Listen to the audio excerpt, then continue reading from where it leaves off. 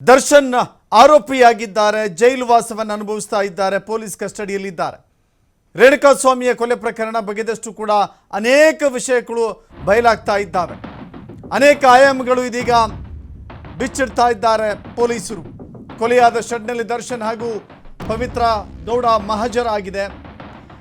ರೇಣುಕಾಸ್ವಾಮಿಗೆ ಹೊಡೆದ ಜಾಗದಲ್ಲಿಯೇ ಪಂಚನಾಮೆ ಮಾಡ್ತಾ ಇದ್ದಾರೆ ಪೊಲೀಸರು. ಮಹಜರು ಮಾಡುವಾಗಲೂ ಕೂಡ ನಾನು ಹೊಡೆದಿಲ್ಲ ಅಂತ ಹೇಳಿ ದರ್ಶನ್ ಹೇಳಿದ್ದಾರೆ. ನನಗೇನು ಗೊತ್ತಿಲ್ಲ ಅಂತ ಪವಿತ್ರ ಗೌಡ ಹೇಳ್ತಾ ಇದ್ದಾರೆ. ಮಹಜರು ಮಾಡುವಾಗಲೂ ಪವಿತ್ರ ಗೌಡನ ಜೊತೆ ದರ್ಶನ್ ಮಾತನಾಡಿಲ್ಲ. ನೆನ್ನೆಯೂ ಕೂಡ ಮುನಿಸಿಕೊಂಡಿದ್ರು. ನಿನ್ನಿಂದಲೇ ಕಣೆ ಇಷ್ಟೆಲ್ಲ ಆಗಿದ್ದು ಅಂತ ಹೇಳಿ ಪವಿತ್ರ ಗೌಡ ವಿರುದ್ಧ ಅಥವಾ ಪವಿತ್ರ ಗೌಡ ಮೇಲೆ ಕೋಪದಿಂದ ಮುನಿಸಿಕೊಂಡಿದ್ರು. ದರ್ಶನ್ ಮಾತನಾಡಿಸಲು ಪವಿತ್ರ ಗೌಡ ಪ್ರಯತ್ನ ಮಾಡ್ತಾ ಇದ್ರು ಕೂಡ ಕ್ಯಾರೆ ಅಂತಿಲ್ಲ ದರ್ಶನ್. ಪವಿತ್ರ ಗೌಡಳನ್ನ ಕಣ್ಣೆತ್ತಿಯೂ ಕೂಡ ನೋಡ್ತಾ ಇಲ್ಲ, ಅವಾಯ್ಡ್ ಮಾಡ್ತಾ ಇದ್ದಾರೆ ದರ್ಶನ್. ಇದು ಆರ್.ಆರ್. ನಗರದ ಪಟ್ಟಣಗೆರೆಯಲ್ಲಿರುವಂತಹ ಜಯಣ್ಣ ಅವರಿಗೆ ಸೇರಿದಂಥ ಶೆಡ್. ಈ ಶೆಡ್ನಲ್ಲಿಯೇ ರೇಣುಕಾಸ್ವಾಮಿಯನ್ನು ಕರೆದು ಕೂರಿಸಲಾಗಿತ್ತು ಅಥವಾ ಕೂಡಿ ಹಾಕಲಾಗಿತ್ತು. ಆತನಿಗೆ ತರಹೇವಾರಿಯ ಚಿತ್ರಹಿಂಸೆಯನ್ನು ಕೊಟ್ಟು, ದೈಹಿಕವಾಗಿ ಬಡ್ದು ಚಿತ್ರಹಿಂಸೆ ಕೊಟ್ಟು, ಹಲ್ಲೆ ಮಾಡಿ, ಮನಸೋಚ್ಛೆ ಥಳಿಸಿ, ರಾಕ್ಷಸರ ರೀತಿಯಲ್ಲಿ 13 ಜನ ಆತನ ಮೇಲೆರಗಿ ಕೊಲೆ ಮಾಡಿರುವಂಥದ್ದು ಎನ್ನುವ ಆರೋಪ ಇದೆ. ಆ ಜಾಗದಲ್ಲಿಯೇ ಇದೀಗ ಸ್ಥಳ ಮಹಜರು ಮಾಡ್ತಾ ಇದ್ದಾರೆ. ಆರೋಪಿ A1 ಆರೋಪಿ ಪವಿತ್ರ ಗೌಡ, ದರ್ಶನ್ ಸೇರಿದಂತೆ ಇತರೆ ಆರೋಪಿಗಳನ್ನು ಪೊಲೀಸ್ ವ್ಯಾನ್ನಲ್ಲಿ ಕರೆದುಕೊಂಡು ಬಂದಿದ್ದಾರೆ. ಒಬ್ಬರೋ ಇಬ್ಬರೋ ಇದ್ದರೆ ಪೊಲೀಸರ ಬೊಲೆರೋ ವಾಹನದಲ್ಲಿ ಕರೆದುಕೊಂಡು ಹೋಗಲಾಗ್ತಾ ಇತ್ತು. ಆರೋಪಿಗಳ ಸಂಖ್ಯೆ ದೊಡ್ಡದಾಗಿರುವ ಕಾರಣಕ್ಕಾಗಿ ಆ ಎಲ್ಲ ಆರೋಪಿಗಳನ್ನು ಪೊಲೀಸ್ ವ್ಯಾನ್ನಲ್ಲಿ ಕೂರಿಸಿಕೊಂಡು ಕರೆದೊಯ್ಯಲಾಗಿದೆ. ಸ್ಥಳ ಮಹಜರು ಮಾಡಲಾಗಿದೆ. ನೋಡಿ, ಒಂದು ಸನ್ನಿವೇಶ ಹೇಗೆ ಕ್ರಿಯೇಟ್ ಆಗುತ್ತೆ. ಆ ಹೆಣ್ಣು ಮಗಳ ಮಾತನ್ನು ಕೇಳಿ ಕೆರಳಿದ್ದಿದ್ರೆ ದರ್ಶನ್ ಈಗಲೂ ಕೂಡ ಗೌರವಯುತವಾಗಿ ಇಂಥ ಕೇಸ್ಗಳಲ್ಲಿ ಸಿಗಾಕೊಳ್ಳದೆ ಗೌರವಯುತವಾಗಿರಬೇಕಾಗಿತ್ತು. ಈ ರಾಜ್ಯದ ಜನ ಆರಾಧ್ಯ ದೈವ ಅಂತ ಆರಾಧಿಸುವಂಥ ಅಭಿಮಾನಿಗಳ ಕಣ್ಣಿಗೆ ಈಗಲೂ ಕೂಡ ಹೀರೋ ಆಗಿರಬೇಕಾಗಿತ್ತು. ಪವಿತ್ರ ಗೌಡ ಮಾತನ್ನು ಕೇಳಿ ಕೆರಳಿ ಇಂಥದ್ದೊಂದು ದೊಡ್ಡ ಕೃತ್ಯಕ್ಕೆ ಕೈ ಹಾಕಿದ ಕಾರಣಕ್ಕಾಗಿಯೇ ಇಂಥ ಸ್ಥಿತಿಗತಿ ಬಂದು ಒದಗಿದೆ. ದರ್ಶನ್ ಹಾಗೂ ಇತರ ಆರೋಪಿಗಳನ್ನು ಶೆಡ್ಗೆ ಕರೆತರಲಾಗಿದೆ. ಸ್ಥಳ ಮಹಜರು ಮಾಡಲಾಗ್ತಾ ಇದೆ. ಈ ಸಂದರ್ಭದಲ್ಲೂ ಕೂಡ ಪವಿತ್ರ ಗೌಡ ದರ್ಶನ್ನ ಜೊತೆ ಮಾತನಾಡುವಂಥ ಪ್ರಯತ್ನವನ್ನು, ದರ್ಶನ್ ಕಡೆ ನೋಡುವಂಥ ಪ್ರಯತ್ನವನ್ನು ಮಾಡ್ತಾ ಇದ್ದಾಳೆ. ಆದರೆ ಪವಿತ್ರ ಗೌಡ ಎಷ್ಟೇ ಮಾತನಾಡಿಸುವಂಥ ಪ್ರಯತ್ನ ಮಾಡಿದ್ರೂ ಕೂಡ ದರ್ಶನ್ ಆಕೆಯ ಮುಖವನ್ನೂ ಕೂಡ ಎತ್ತಿ ನೋಡ್ತಾ ಇಲ್ಲ, ಆಕೆಯ ಮಾತಿಗೆ ಸ್ಪಂದಿಸ್ತಾ ಇಲ್ಲ. ನಿನ್ನೆಯೂ ಕೂಡ ಕೋರ್ಟ್ನಲ್ಲಿ ಇಂಥದ್ದೇ ಸನ್ನಿವೇಶ ಎದುರಾಗಿತ್ತು.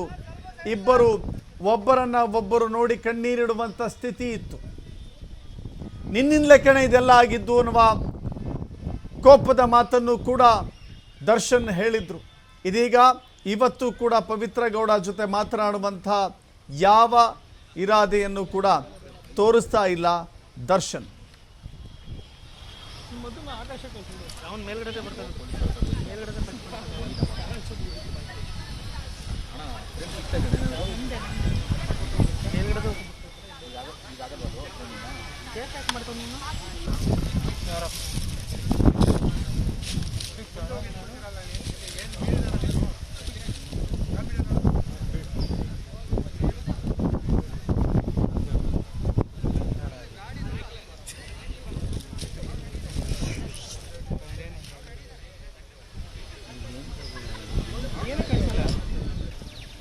ಇಲ್ಲಿ ಕುಂದ್ರಲ್ಲ ಕುತ್ಕೊಂಡ್ರು ಬಗ್ಗು ಕುಂದ್ರು ಹೇಳ್ತಿದ್ದೆ. ಈಗ ಸರಿಯಾಗಿ ಸುಮ್ಮನೆ ಎಲ್ಲ ಲೈವ್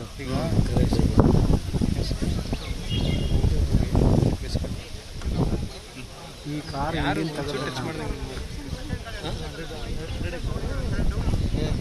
ಮುಂದೆ ಇದೆ ಗಾಡಿ ಮತ್ತು ಟ್ರೈಪ್ಯಾಡ್ ಬೇಡ ಅಂತಂದ್ರೆ ಅವರು.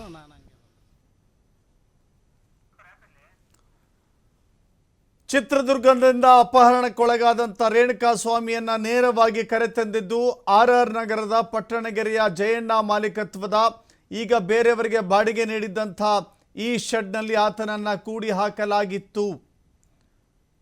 ಮಧ್ಯರಾತ್ರಿ 3:30 ಸುಮಾರಿಗೆ ದರ್ಶನ್ ಹಾಗೂ ಪವಿತ್ರ ಗೌಡ ಇಬ್ಬರೂ ಕೂಡ ಈ ಸ್ಥಳಕ್ಕೆ ಆಗಮಿಸ್ತಾರೆ. ಆಗಮಿಸಿ ಹೋಗುವಂಥ ದೃಶ್ಯಗಳು ಕೂಡ CCTVಯಲ್ಲಿ ಸೆರೆಯಾಗಿವೆ. ಕೃತ್ಯ ನಡೆದಿರುವಂಥ ಸ್ಥಳ ಇದಾಗಿರೋದ್ರಿಂದ ಈ ಸ್ಥಳದಲ್ಲಿಯೇ ಸ್ಥಳ ಮಹಜರು ಮಾಡಲಿಕ್ಕೆ ದರ್ಶನ್, ಪವಿತ್ರ ಗೌಡ ಹಾಗೂ ಇತರ ಆರೋಪಿಗಳನ್ನು ಕರೆದುಕೊಂಡು ಬರಲಾಗಿದೆ. ದರ್ಶನ್ ಈ ಜಾಗದಲ್ಲಿ ಏನೇನಾಯಿತು ವಿವರಿಸಿ ಅಂತ ಕೇಳುವಾಗ ದರ್ಶನ್ ಯಾವ ರೀತಿಯ ಮಾಹಿತಿಯನ್ನು ಕೂಡ ಹಂಚಿಕೊಳ್ತಾ ಇಲ್ಲ. ನನಗೂ ಇದಕ್ಕೂ ಸಂಬಂಧ ಇಲ್ಲ, ನಾನೇನೂ ಮಾಡಿಲ್ಲ ಎನ್ನುವ ಮಾತನ್ನು ಬಿಟ್ಟರೆ ಬೇರೇನೂ ಹೇಳಲಿಕ್ಕೆ ಮುಂದಾಗ್ತಾ ಇಲ್ಲ ದರ್ಶನ್ ಹೊಡೆದ್ರಂತೆ ನೋಡಿ. ಅನೇಕ ಮೂಲಗಳು ಅನೇಕ ರೀತಿಯ ಮಾಹಿತಿಯನ್ನು ಬಹಿರಂಗಪಡಿಸ್ತಾ ಇದ್ದಾವೆ. ದರ್ಶನ್ ಕೂಡ ರೇಣುಕಾ ಸ್ವಾಮಿಯ ಮೇಲೆ ಹಲ್ಲೆ ಮಾಡಿದ್ದಾರೆ. ಕೇವಲ ದರ್ಶನ್ ಮಾತ್ರವಲ್ಲ, ಪವಿತ್ರ ಗೌಡ ಕೂಡ ತನ್ನ ಚಪ್ಪಲಿಯಿಂದ ರೇಣುಕಾ ಸ್ವಾಮಿಗೆ ಹೊಡೆದಿದ್ದಾರೆ ಎನ್ನುವ ಆರೋಪಗಳಿದ್ದಾವೆ. ಆದರೆ ಅದನ್ನು ಈ ಸ್ಥಳದಲ್ಲಿ ಖುದ್ದು ಪೊಲೀಸರು ಎನ್ಕ್ವೈರಿ ಮಾಡುವ ಸಂದರ್ಭದಲ್ಲಿ ಎರಡೂ ಆರೋಪಗಳನ್ನು ಇಬ್ಬರು ಒಪ್ಕೊಂಡಿಲ್ಲ.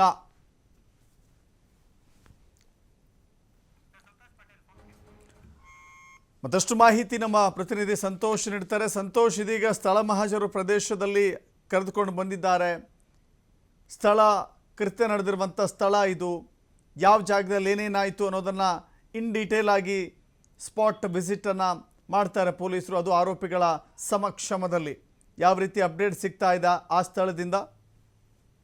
ದರ್ಶತ್, ಈಗಾಗಲೇ ಏನು ಮೊದಲ 4 ಜನ ಆರೋಪಿಗಳನ್ನ ಕರೆದುಕೊಂಡು ಹೋಗಿ ಮೃತದೇಹ ಎಲ್ಲಿ ಎಸ್ತಿದ್ರು, ಸತ್ವ ಅಪಾರ್ಟ್ಮೆಂಟ್ ನ ಪಕ್ಕದಲ್ಲಿರುವಂತ ಮೋರ್ ಏನಿತ್ತು, ಸೊ ಅಲ್ಲಿ ಎಸ್ತಿದ್ರು, ಅಲ್ಲಿ ತಾಳ ಮಹಜೂರನ್ನ ಮಾಡಲಾಯಿತು. ಅದಾದ ನಂತರ ಉಳಿದ ಆರೋಪಿಗಳನ್ನ ಪಟ್ಟಣನಗರ ಶೆಡ್ ಏನಿತ್ತು ಅಲ್ಲಿಗೂ ಕೂಡ ಕರ್ಕೊಂಡು ಹೋಗಿದ್ರು. ಇದೀಗ ಪವಿತ್ರ ಗೌಡ, ದರ್ಶನ್ ಸೇರಿದಂತೆ ಉಳಿದ ಆರೋಪಿಗಳನ್ನು ಕೂಡ ಅಲ್ಲಿಗೆ ಕರ್ಕೊಂಡು ಹೋಗಿರುವಂತದ್ದು. ಅಂದ್ರೆ ಎಲ್ಲಿ ಆರೋಪಿಯನ್ನ ಕಿಡ್ನಾಪ್ ಮಾಡಿ ಚಿತ್ರದುರ್ಗದಿಂದ ಕರ್ಕೊಬಂದು ಆತನ ಇಡ್ಲಾಗಿತ್ತು, ಎಲ್ಲಿ ಅಸಾಲ್ಟ್ ಮಾಡ್ಲಾಯ್ತು, ಇಡೀ ದಿನ ಇಟ್ಕೊಂಡು ಆತನಿಗೆ ಹಲ್ಲೆಯನ್ನ ಮಾಡ್ಲಾಯ್ತು, ಕಿರುಕುಳನ್ನ ಕೊಡ್ಲಾಯ್ತು, ಚಿತ್ರಹಿಂಸೆಯನ್ನ ಮಾಡ್ಲಾಯ್ತು. ಸೊ ಆ ಜಾಗದಲ್ಲಿ ಸ್ಥಳ ಹಾಜರಾಗ್ತಿರುವಂತದ್ದು, ಅದೇ ಸ್ಥಳದಲ್ಲಿ ಆತನ ಹತ್ಯೆ ಆಗುವಂತದ್ದು. ಮನಸೋ ಇಚ್ಛೆ ಆತನಿಗೆ ಅಲ್ಲಿ ಹಲ್ಲೆಯನ್ನ ಮಾಡಿರ್ತಾರೆ. ಹಲ್ಲೆಯನ್ನ ಮಾಡಿ ಅಲ್ಲೇ ಇರುವಂತ ಒಂದು ಸೆಕ್ಯೂರಿಟಿ ರೂಮ್ ಬಳಿ ಅದನ್ನ ಕರ್ಕೊಂಡು ಹೋಗಿರ್ತಾರೆ. ಸೊ ಎಲ್ಲೆಲ್ಲಿ ಹಲ್ಲೆಯನ್ನ ಮಾಡಿದ್ರು, ಯಾವ ಜಾಗದಲ್ಲಿ ನಿಲ್ಸಿ ಹಲ್ಲೆಯನ್ನ ಮಾಡಿದ್ರು, ಮತ್ತೆ ಹಲ್ಲೆಯನ್ನ ಮಾಡ್ಲಿಕ್ಕೆ ಏನೆಲ್ಲ ಬಳಸಿದಂತ ಆಯುಧಗಳಿರ್ಬೋದು, ಮರದ ತುಂಡುಗಳಿರ್ಬೋದು, ಏನೆಲ್ಲ ಬಳಸಿದ್ರು, ಬೆಲ್ಟ್ ಇರ್ಬೋದು, ಹೀಗೆ ಬೇರೆ ಬೇರೆ ವಸ್ತುಗಳನ್ನ ಬಳಸಿದ್ರು. ಸೊ ಆ ಸ್ಥಳಕ್ಕೆ ಕರೆದುಕೊಂಡೋಗಿ ಮಹಜರನ್ನ ಮಾಡ್ಲಾಗ್ತಾ ಇರ್ತದೆ. ಇಂಚಿಂಚು ಮಹಜರಾದ ಬಳಿಕ ಕೃತ್ಯಕ್ಕೆ ಎಸಗಿದಂತಹ ವೆಪನ್ಸ್ ಗಳು ಏನ್ ಬಳಸಿರ್ತಾರೆ ಅಂತಹ ವಸ್ತುಗಳನ್ನು ಕೂಡ ರಿಕವರಿಯನ್ನ ಮಾಡಬೇಕಾಗುತ್ತೆ. ಘಟನೆ ಆದ ಬಳಿಕ ಆ ವಸ್ತುಗಳನ್ನ ಇವರು ಎಲ್ಲಿ ಡಿಸ್ಪೋಸಲ್ ಮಾಡಿದ್ರು, ಸೊ ಅಲ್ಲಿ ಹೋಗಿ ಅದನ್ನು ಕೂಡ ರಿಕವರಿ ಮಾಡ್ತಾರೆ. ಆ ಮಾಹಿತಿಯನ್ನು ಕೂಡ ಕಲೆ ಹಾಕಿರುವಂತದ್ದು. ಒಟ್ಟಾರೆ ಇಡೀ ಪ್ರಕರಣಕ್ಕೆ ಏನು ಪ್ರಕರಣದ ತನಿಖೆ ನಡೆಸಿರುವಂತ ಪೊಲೀಸರು ಮಹಜರ್ಗೆ ಕರ್ಕೊಂಡು ಹೋಗಿರುವಂತದ್ದು.